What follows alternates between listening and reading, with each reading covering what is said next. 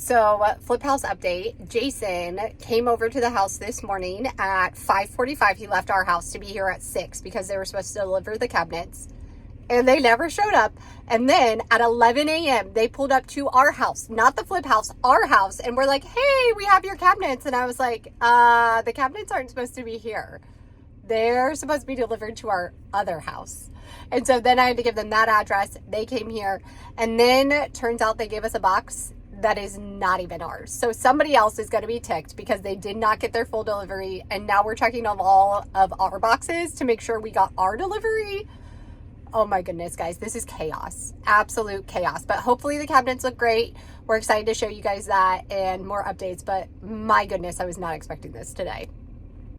So it turned out they did give us a box from somebody else's order. It was a piece of glass, I think, for inside of a cabinet, and we didn't know what to do with it, and they told us just to keep it. So we did. I still don't know what we're going to do with this random piece of glass. And we thought we were good with our number of cabinets, so we started putting in the kitchen together. Jason had to cut out here for the kitchen sink cabinet, and it was a pretty lengthy process. The pipes are lower than we expected, and he had to make sure all of the cuts were great, but in the end, it worked out very well, and he did an awesome job, as always. And we started putting the kitchen together. But it was soon that we realized that something was missing. We had 18 out of 18 boxes that it said on the number of the boxes, but they never ordered our upper corner cabinet for this corner that you see here.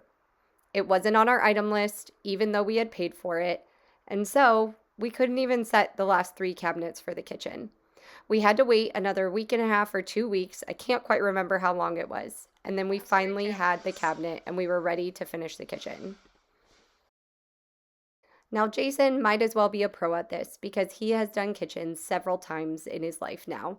But for me, this was my first time helping set cabinets. I'm thankful he's a great teacher because otherwise I have no idea what's going on with this. He was able to have the great idea of attaching 2x4s to the wall that then we set the cabinets on. So that way all of the cabinets are level and it's easy to attach them to the wall. And it's less weight to hold up. All I had to do was hold my hand up and hold the cabinet while he screwed them in. It made it a very simple process and we were able to get everything done rather quickly for these last 3 cabinets. And then before we knew it, it was going to be time for him to put in the crown molding. But we hit another hiccup. I don't know how this keeps happening. I seriously don't. But this time we realized that the crown molding that they gave us did not go all the way to the ceiling as promised. We had a full vision of what it was going to look like. The crown molding would take the cabinets all the way up to the ceiling, and there would not be a gap where dust or anything could gather in that, or that there would be a weird shadow on the ceiling. But sadly, after spending hours and hours trying to make the crown molding they gave us work, Jason realized that it just wasn't going to happen. And so he decided to head to Menards and find a taller crown molding that would actually make the cabinets look beautiful and the way that we originally envisioned it.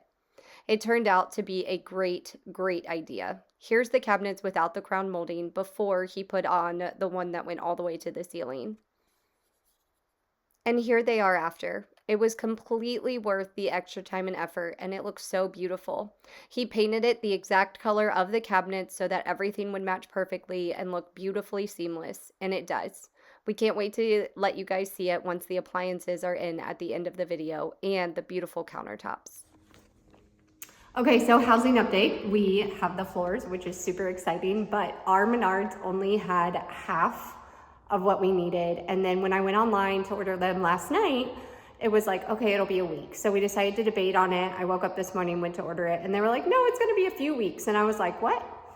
No, we can't do that. So we drove an extra 30 minutes away from our house to pick up the rest of them. Got the rest of them, got them, and now I'm gonna unload them, but weighing them down in the van and our other car was a little crazy. So I'll show you that. It was an interesting drive home, to say the least. Mom, Dad's coming. Yep. What are you taking the picture of? All the floors in the back of the van. Look at all that. Hello. Yes, yes. That's a lot of boards. So this is actually not the original flooring we were going to put into the house. We had a more rustic looking flooring picked out, but after comparing it with this one just seemed like a much better option, and the price was just absolutely unbeatable. It's such a beautiful maple floor, and we could not beat the price with putting it in ourselves. We had done all of the calculations and figured out that we saved over $5,000 by installing the floors ourselves.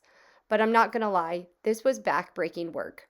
Putting in flooring is not an easy task, and I'm thankful that Jason had the forethought of using pads underneath our knees so that our knees didn't kill us the next day after kneeling on the concrete floors, and about doing it over the course of several days because it was such back-breaking work. Oliver was an awesome help with this project, and he really enjoyed getting to learn how to put in the vinyl plank floors. He also has learned how to put in outlets, which I believe I mentioned before, but we're so proud of him and all the work that he's done here. He's learning so many cool things. And Jason and I joke that because we save so much on the flooring, that maybe we'll get to buy a freeze dryer this year. It really is the same cost, and I'd much rather have a freeze dryer and put in the floors than have paid somebody to put them in. It was really satisfying getting to see the house now finally come together. The flooring in the kitchen has made such a huge difference in the house, and we absolutely love all of it. It's so beautiful, and it's going to be an amazing house to sell, but it will be sad when the day comes and it's time to finally sell it. Nobody talks about how much of your heart and soul you pour into a house like this when you do all of the work yourselves.